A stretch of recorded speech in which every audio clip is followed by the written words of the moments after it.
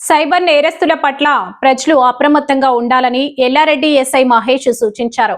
బుధవారం ఎల్లారెడ్డి మోడల్ స్కూల్లో విద్యార్థులకు సైబర్ క్రైమ్ పై అవగాహన కార్యక్రమాన్ని నిర్వహించారు. ఈ సందర్భంగా ఆయన మాట్లాడుతూ, గుర్తు తెలియని వ్యక్తులు ఫోన్ చేసి మీ సొంత స్థలంలో సెల్ టవర్ ఏర్పాటు చేస్తామని, ఆన్లైన్ లో పెట్టుబడులు పెడితే అధిక లాభాలు వస్తాయని చెప్పి వివిధ రకాలుగా మోసాలకు పాల్పడుతున్నారని తెలిపారు.